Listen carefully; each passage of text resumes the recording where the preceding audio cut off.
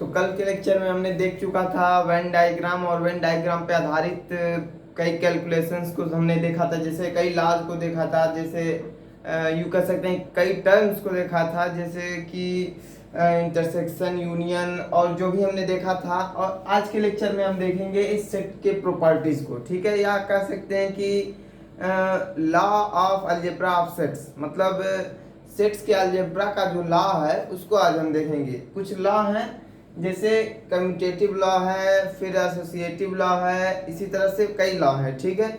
इनको आज के लेक्चर में हम देखेंगे। जो हमारा क्या है, सेट की एक तरह की प्रॉपर्टीज हैं, प्रॉपर्टीज भी कह सकते हैं, और कह सकते हैं कि ये सेट के अलजेब्रा को भी रिप्रेजेंट करता है, ठीक है, या उसके लॉज को भी रिप्रेजेंट करता है, ठीक है।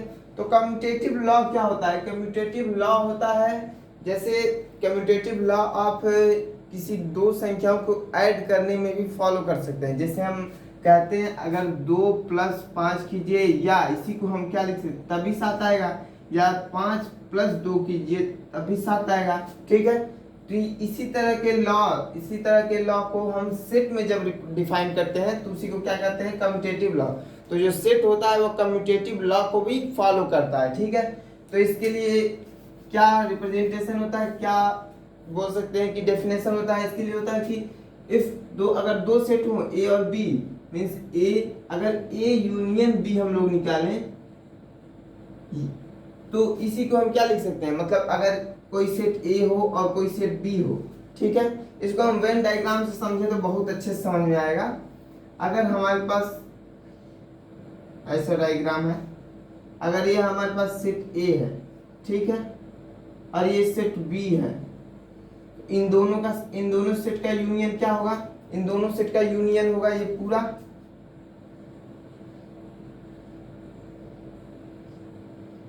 ठीक है। इन दोनों सेट का यूनियन, ये बी सेट है, ये क्या है, ये क्या रिप्रेजेंट करता है, ए यूनियन बी, ठीक है। अगर हम कहें बी यूनियन ए, मीन्स अगर हम कहें बी यूनियन ए हमें निकालना है, तो भी तो हम पहले सेट बी बनाएंगे और फिर सेट ए बनाएंगे, फिर दोनों में जो कॉमन होगा उसको एक बार लिखेंगे और सेट बी और ए को मिलाकर दोनों को एक साथ लिख लेंगे। तो भी क्या होगा, सेट ए यूनियन बी ही होगा, ठीक है, मीन्स ए यूनियन बी का ही सेट होगा, या उसी को बी यूनियन ए से भी लिख सकते हैं, ठीक है। अगर मान लीजिए हमने ए यूनियन बी बनाया तो पहले सेट ए बना दिया, फिर सेट बी बना दिया, दोनों में जो कॉमन था उसको एक बार लिख लिया और दोनों सेट को मिला करके आपस में लिख दिया, ठीक है। और जो ए यूनियन बी आया उसी को हम क्या लिख सकते हैं, अगर हम कहें अब बी यूनियन ए निकालिए, मीन्स पहले सेट बी को बनाएंगे फिर सेट ए को बनाएंगे, दोनों में जो कॉमन होगा उसको एक बार में लिख लेंगे, ठीक है, मीन्स कॉमन पॉइंट में लिख लेंगे, और सेट बी और सेट ए को मिला करके हम क्या बना देंगे, बी यूनियन ए बना देंगे, ठीक है। तो भी तो वही बात हुआ, तो भी वही सेट हमें प्राप्त हुआ। तो हम क्या कर सकते हैं, A union B is equal to B union A, मतलब यह जो सेट है वो कम्यूटेटिव लॉ को फॉलो करता है, ठीक है, means A union B equal to B union A. अब इसी तरह से हम कह सकते हैं कि A intersection B equal to B intersection C, यह भी कम्यूटेटिव लॉ को फॉलो करता है, ठीक है, मीन्स यह भी ऑपरेशन कम्यूटेटिव लॉ को फॉलो करता है। जैसे कैसे बना सकते हैं, हम बना सकते हैं कि अगर इसी को, ये भूलिएगा मत, ये यूनिवर्सल सेट है, ये भी यू है।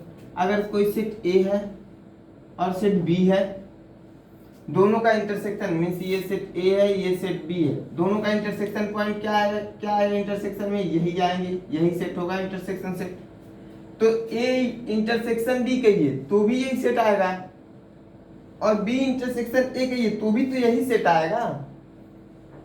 तो ये किस चीज का है, ए इंटरसेक्शन बी का, या किसका कह सकते हैं, और बी इंटरसेक्शन ए का, ठीक है।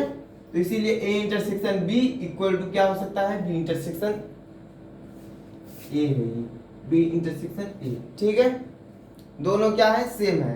तो इसीलिए क्या होता है, सेट जो होता है कम्यूटेटिव लॉ को फॉलो करता है, ठीक है। अब इसके बाद से हमारा नेक्स्ट लॉ आएगा, इसको ऐसे मिटा देते हैं।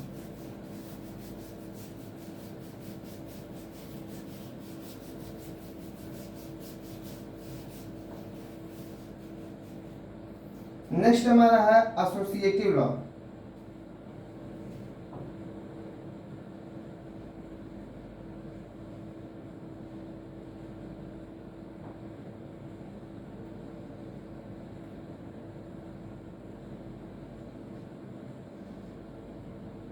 ठीक है। एसोसिएटिव लॉ क्या होता है, यह होता है कि अगर ऐसा दिया हो, क्या दिया हो, A union B union C, ठीक है, तो इसी को हम कैसे लिख सकते हैं, मीन्स कहा जाए अगर हम नंबर्स के टर्म देखें, अगर 2 + 3 + 5 हो तो इसको हम क्या लिख सकते हैं, 2 + 3 और +5 लिख सकते हैं या नहीं लिख सकते हैं। इसको, इसका मतलब क्या है, 2 + 5 3 8, और इसका मतलब क्या है, 3 2 5 + 5 मीन्स 8 2 10 और यह भी 10, मतलब ये फॉलो करता है। तो उसी तरह से अगर दो सेट के टर्म्स में देखा जाए, मीन्स ऐसे बना दिया जाए, देखिए अगर सेट ए हो, ठीक है, और सेट बी हो, सेट बी यूनियन सी, सबसे पहले मान लीजिए ये बी है और ये सी है, तो बी यूनियन सी में क्या आ जाएगा, ये पूरा आ जाएगा, ठीक है। अब हमको क्या करना है, उसका यूनियन ए के साथ लेना है।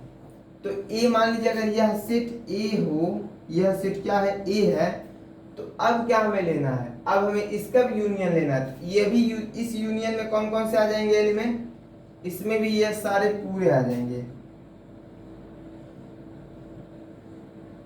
यह भी आएगा पूरा, ठीक है,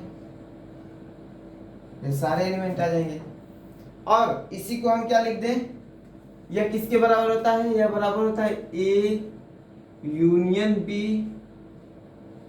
के साथ यूनियन सी, ठीक है। तो इसके साथ जब इसे लिखेंगे तो यह क्या होगा, अब इसके लिए अगर बनाया जाए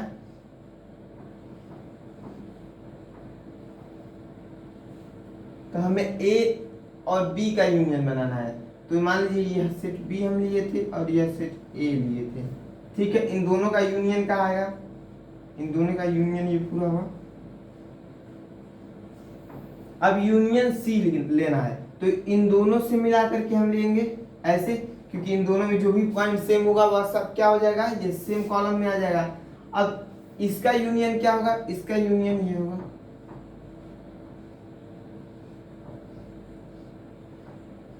तो आखिर में वही सेट आया पूरा। तो मीन्स यह क्या था,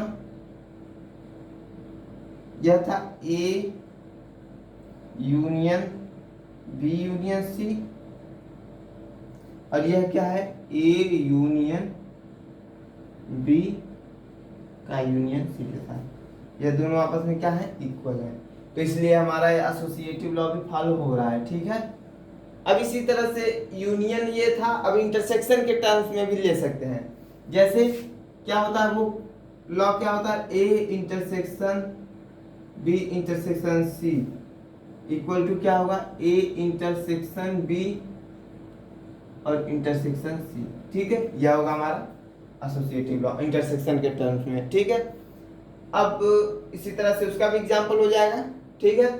अब हम नेक्स्ट लॉ देखेंगे, एसोसिएटिव लॉ के बाद हमारा आता है डिस्ट्रीब्यूटिव लॉ, ठीक है। डिस्ट्रीब्यूटिव लॉ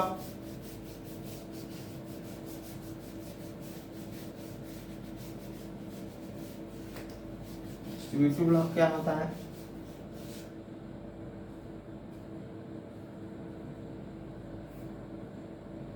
तीसरा लॉ है हमारा distributive.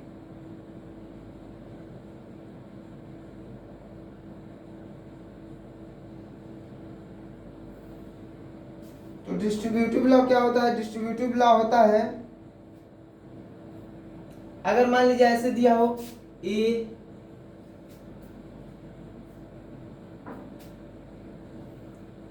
Union B intersection C, ठीक है, तो इसको हम पूरे ऑपरेशन में क्या कर सकते हैं, डिस्ट्रीब्यूट कर सकते हैं। मीन्स कैसे लिख सकते हैं, इसे लिख सकते हैं ए यूनियन बी के साथ इंटरसेक्शन सी है, तो ए यूनियन बी एंड फिर इंटरसेक्शन ए यूनियन सी। ठीक है, इस तरह से हम लिख सकते हैं इसे। ये हमारा क्या कौन सा लॉ है? Distributive law. मतलब क्या हो रहा है? डिस्ट्रीब्यूट हो जा रहा है। जो ये यूनियन है वो बी और सी दोनों के साथ क्या हो जा रहा है? डिस्ट्रीब्यूट हो जा रहा है। तो यही हमारा क्या है? डिस्ट्रीब्यूटिव लॉ है। जैसे इसको अगर हम वेन डायग्राम से देखें तो कैसे बनेगा?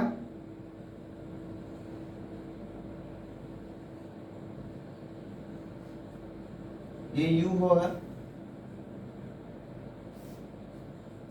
तो डिस्ट्रीब्यूटिव लॉ कैसे होगा?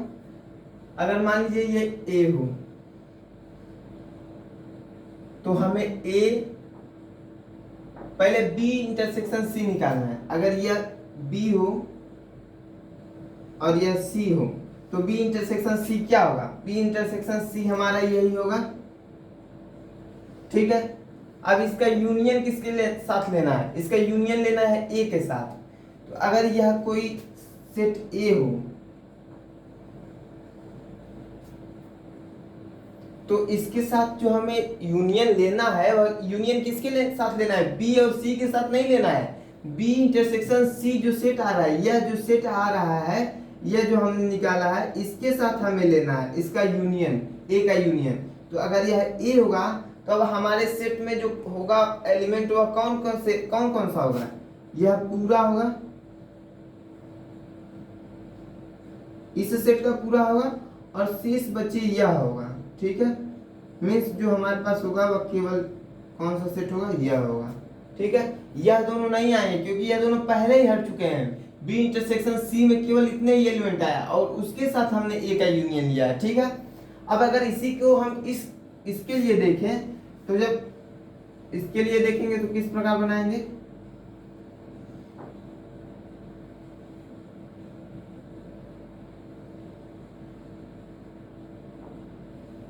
ये हो गया।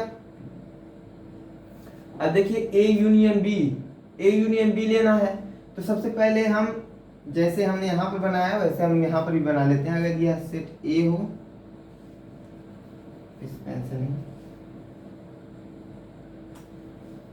अगर यह सेट ए हो और क्या लेना है? सेट बी का यूनियन, ये सेट बी हो गया।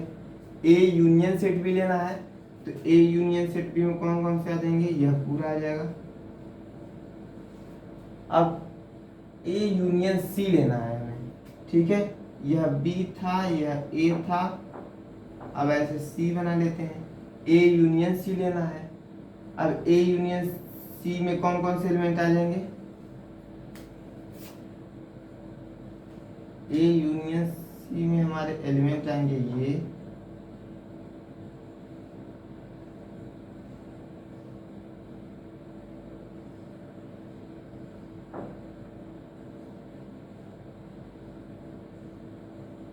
ठीक है, इतने एलिमेंट आ जाएंगे। अब हमें क्या लेना है? इन दोनों का इंटरसेक्शन, मतलब पहले वाले और दूसरे वाले का इंटरसेक्शन। तो देखिए जिसमें सबसे ज्यादा कटे होंगे, ये जो लाइन से वह कटे होंगे, वही क्या होगा? इंटरसेक्शन होगा दोनों का।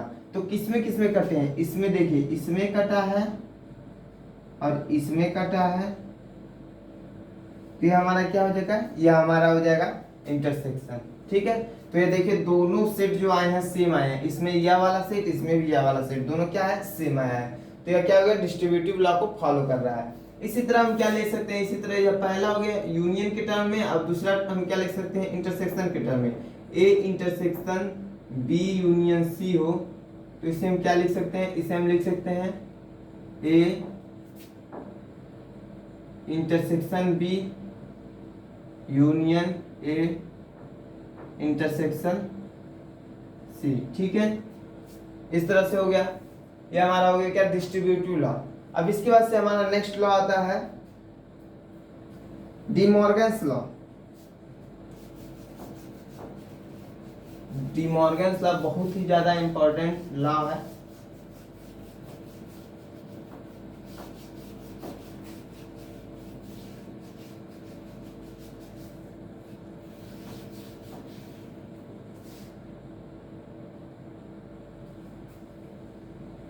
चौथा है हमारा डी मॉर्गन लॉ।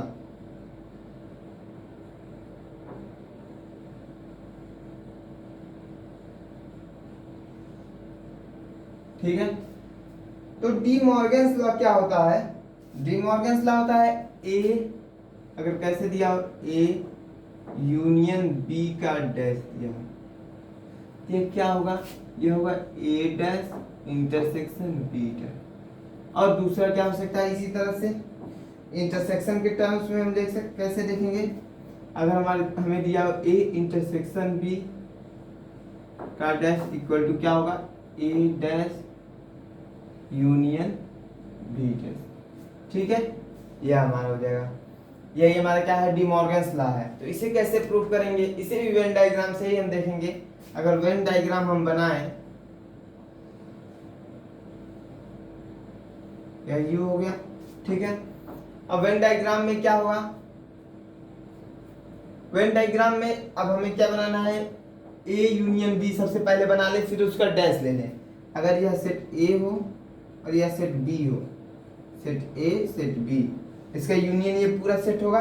अब उसका डैश, डैश का मतलब हमने क्या बताया था? अगर किसी भी सेट का डैश लगा है तो उस सेट को छोड़कर उसके यूनिवर्सल सेट में जितने भी एलिमेंट आएंगे उनका जो सेट बनेगा वही क्या होगा? ए यूनियन बी का डैश होगा। ठीक है, कॉम्प्लीमेंट सेट होता है। ठीक है, तो यह तो आ गया हमारा ए यूनियन बी। अब इसके अलावा जितने भी एलिमेंट इसमें होंगे वही क्या होंगे? उसके डैश में, उसके कॉम्प्लीमेंट सेट में आएंगे। तो कौन सा हो जाएगा? यह पूरा सेट हो जाएगा।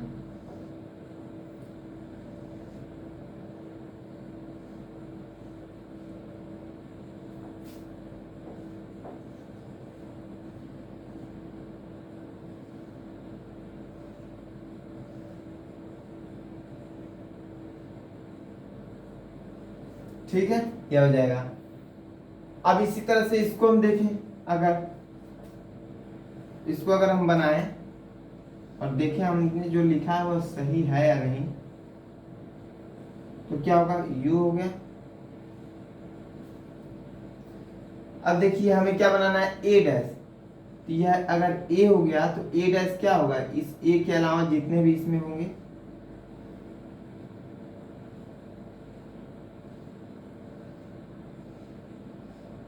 ठीक है, यह ए है, सेट ए है, ए डैश यह हो गया हमारा। यह जो सेट बना है वो किसका है? ए डैश का बन गया। अब इंटरसेक्शन लेना है हमें बी डैश के साथ, तो सबसे पहले बी बना ले, ये हमारा बी हो गया। अब बी डैश कौन सा आएगा?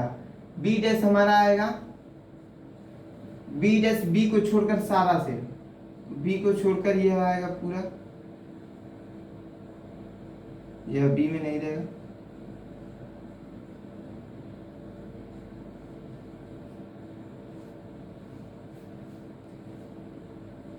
ठीक है, ये हो गया हमारा बी डैश। अब इन दोनों का इंटरसेक्शन लेना है, मतलब देखिए जो दोनों में कॉमन हो। इंटरसेक्शन मतलब क्या बोला जाता है? जो दोनों में कॉमन हो। तो जहां जहां दो बार लाइनें कटी हैं वह पॉइंट क्या है? कॉमन है दोनों सेट के लिए, सेट ए और सेट बी के लिए। और जहां जहां लाइंस कटे नहीं, केवल एक ही बार है, वह क्या है? कॉमन नहीं है, तो उसको क्या कर देंगे? हम छोड़ देंगे। तो ये देखिए यहाँ पर इसमें सब में कटा है, बस जो सेट में जो लाइंस आए हैं वही सिंगल है, तो इनको क्या कर देंगे? हम हटा देंगे। तो यही जब इनको हम हटाएंगे तो हमें क्या मिल जाएगा? वो हमें मिल जाएगा ए डैश इंटरसेक्शन बी डैश। ठीक है, ये हमें मिल गया। तो देखिए यह भी सेम है, यह भी सेम है। इन दोनों सेट को छोड़ करके जितने भी एलिमेंट आए हैं वही इनके सेट में है। ठीक है, तो ये हमारा हो गया डी मॉर्गन्स लॉ। अब इसके बाद से कुछ बेसिक्स लॉ हैं जो आप भी सोच सकते हैं, मीन्स कहीं भी यूज कर सकते हैं। इसके पहले की थ्योरी से हमने जो भी इसके पहले थ्योरी जो भी पढ़ाया है उसके, अगर आपका उसका कॉन्सेप्ट क्लियर है तो आप यह सोच सकते हैं या लॉज आपके खुद दिमाग में बन सकते हैं। जैसे इसके बाद से आता है आइडेंटिटी लॉ। इंक खत्म हो गया इसमें।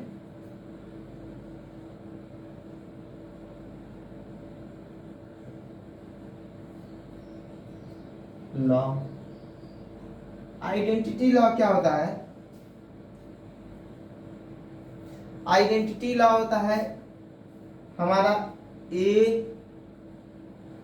Intersection you. A intersection you का मतलब क्या होगा? ए का उसके यूनिवर्सल सेट के साथ जो इंटरसेक्शन लिया जाएगा वह क्या होगा? सिंपल बात है, ए होगा। आप भी सोच सकते हैं क्योंकि यू में ही सारे एलिमेंट, ए के सारे एलिमेंट आएंगे। यूनिवर्सल सेट के ही, यूनिवर्सल सेट का ही क्या होता है? ए जो होता है सबसेट होता है, या कोई भी सेट अपने यूनिवर्सल सेट का क्या होता है? सबसेट होता है। मतलब उसके सारे एलिमेंट यूनिवर्सल सेट में होते हैं, तो जब इसके सारे एलिमेंट यूनिवर्सल सेट के साथ कॉमन होंगे तो ए ही आ जाएगा। सिंपल बात है, ठीक है। और दूसरा क्या होता है? ए यूनियन फाई, जो इम्पटी सेट के साथ इसका यूनियन होता है वह भी क्या होगा? ए ही होगा, ठीक है। वह भी क्या होगा? ए होगा। ये हमारा आइडेंटिटी लॉ हो गया। अब इसकी वजह से हमारा नेक्स्ट लॉ आता है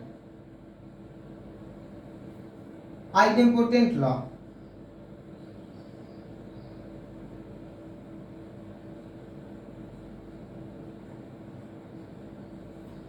आइडेंपोटेंट लॉ क्या होता है? आइडेंपोटेंट लॉ होता है, अगर दिया हो ए इंटरसेक्शन ए, और दूसरा क्या हो हमारा? ए यूनियन ए, तो क्या होगा? आप सोच कर बताइए। ए इंटरसेक्शन, किसी सेट का खुद के साथ इंटरसेक्शन लेंगे तो क्या होगा?